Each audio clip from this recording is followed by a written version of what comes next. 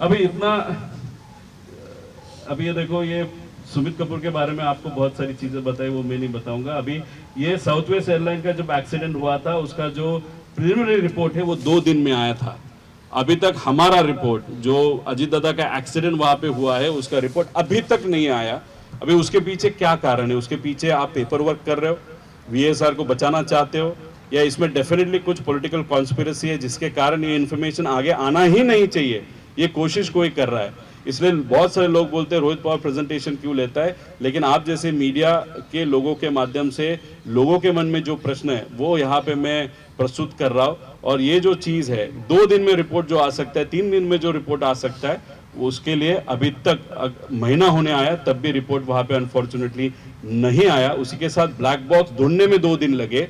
वो black box Baramati में रखा गया, वो लेके जाने के लिए उनको 4-5 दिन लगे, और कमिटी वहां पे एस्टेब्लिश करने के लिए उनको 4 दिन लगे। मतलब ये एजेंसी के लोग, गवर्नमेंट में से कोई लोग, और ये वीएसआर के कारण जानबूझ के अजीत दादा का जो क्रैश का इंक्वायरी है वो आगे पुश करना चाहते हैं और उसमें मैनिपुलेशन करना चाहते हैं, ऐसे हम सबका कहना है। ये सब देखने के बाद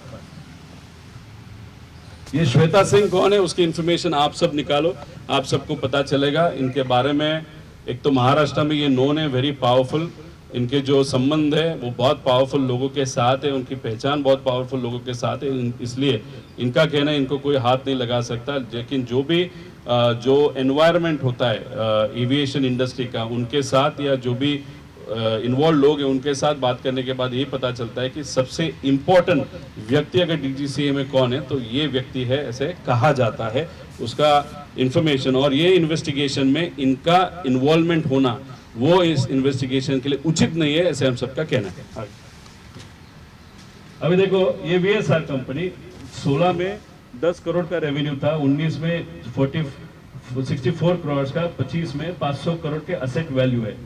और अभी ये जो विजय सिंह है, अभी ये कौन इतना बड़ा बनते हैं? रोहित सिंह का जब शादी था तब बीजेपी के बहुत सारे मुख्यमंत्री, एक्स एविएशन मिनिस्टर और बहुत सारे ऐसे लोग और कुछ दूसरे राज्यों के जो मेन मुख्यमंत्री है या पार्टी के प्रमुख है, वो भी रोहित सिंह के शादी के लिए, जो शायद फरवरी 2025 में राजस्थान में हुआ था, उसके लिए वहां पे लोग गए थे। अभी रोहित सिंह कहाँ पे, तो मजा मार रहा है, वो मियामी में है, यूएस में है, उसको कुछ फर्क नहीं पड़ा, उसको जाने भी दिया। वो डायरेक्टर है, उसको पकड़ा जा सकता था, उससे चर्चा की जा सकती थी, इंफॉर्मेशन निकाली जा सकती थी, लेकिन रोहित सिंह अभी वहां पे नहीं है।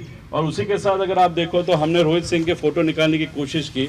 जब वीएसआर ये एक्सीडेंट होने के पहले रोहित सिंह के बहुत सारे फोटो आपको मिलते थे गूगल पे, लेकिन अभी रोहित सिंह के बारे में कोई भी फोटो आपको नहीं मिलेगा।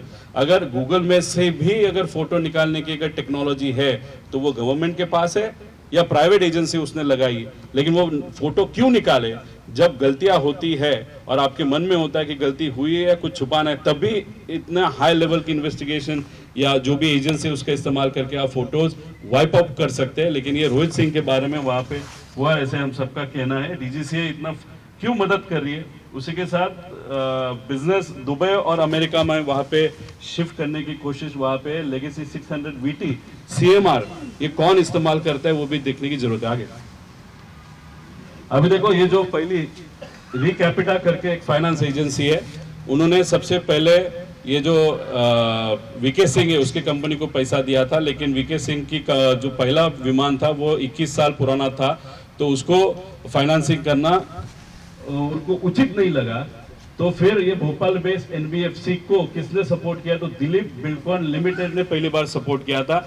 दिलीप बिल्डकॉन लिमिटेड ये जो कंपनी है, उसके सूर्यवंशी नाम के जो व्यक्ति है वो किसके पास में है, किसके दोस्त है, वो कौन से पार्टी का है, कितना पावरफुल है, ये चीजें आप सबको यहाँ पे सिर्फ आपको मैं पॉलिटिकल लिंक में, वीके सिंह सिर्फ एक बंदा नहीं था, उसके पीछे बहुत बड़ी पावर थी। उसका पहला लोन ये रिकैपिटा कंपनी ने वहां पे दिया था, लेकिन गारंटी दिया था दिलीप बिल्डकॉन लिमिटेड। वो किसका फ्रेंड है वो देखने की वहां पे जरूरत है। आगे